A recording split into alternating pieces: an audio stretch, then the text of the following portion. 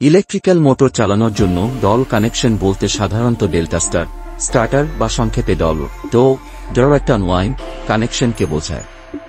এটি মূলত three-phase induction motor চালানোর জন্য ব্যবহৃত হয়।